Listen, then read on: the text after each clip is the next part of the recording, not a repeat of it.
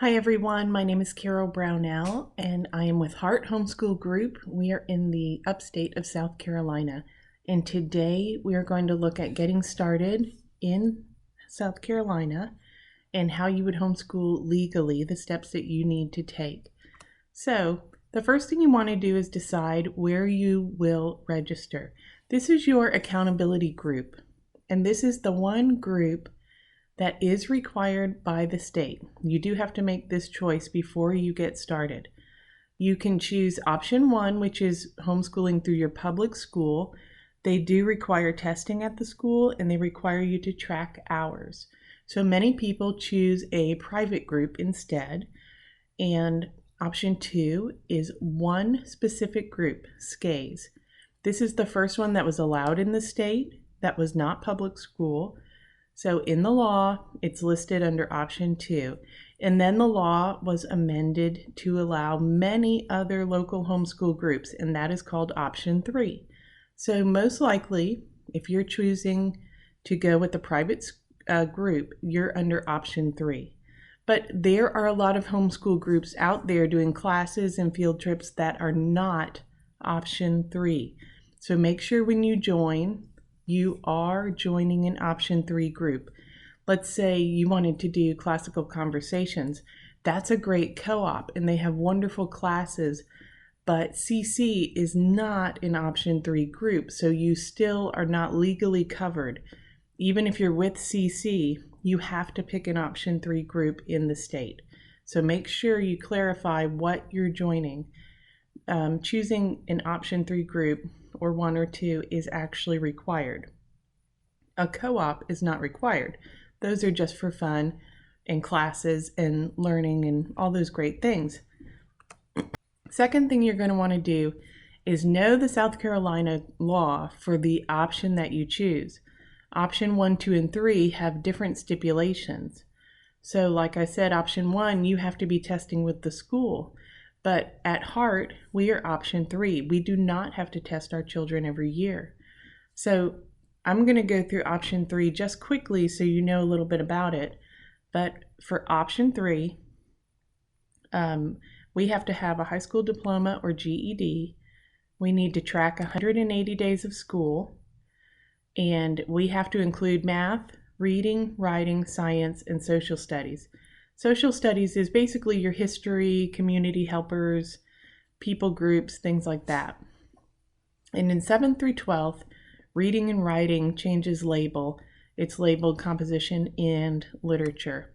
And then the fourth thing we need to do, and probably most important, is keeping records. As the homeschool parent, you are the record keeper. You have the official records.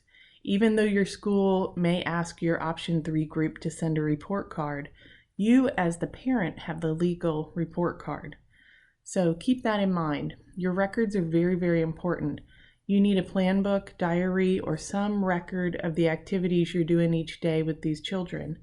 You need a portfolio of your student work. So that's just some samples from each subject. We have to do a progress report, semi-annual, so that's 2 per year.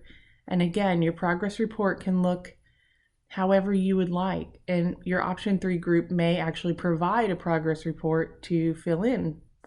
And then the last thing is attendance. You do need to keep attendance.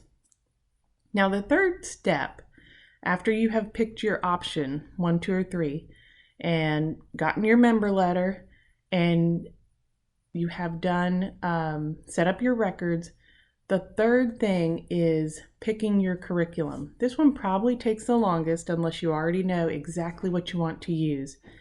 Ask your friends, go to conventions if possible. There's a great book called Kathy Duffy's 102 Top Picks. They are constantly reviewing all the curriculum that's out there, and it is being published constantly. Every year, there's some new great curriculum that everybody wants to use.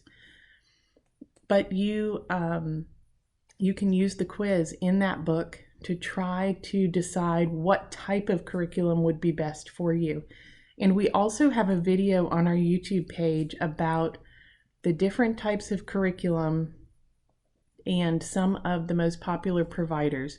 So if you're not sure where to start or what all that even means, find a good basic curriculum that you can start out with, and maybe take the first year to look around at other things that you might want to use.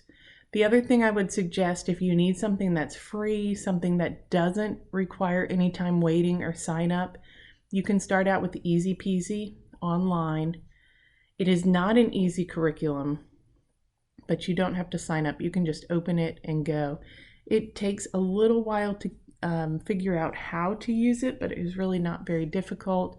They have all kinds of groups to help you, but that's something that you can start today if you're short on time, and it is free if you're short on curriculum funds.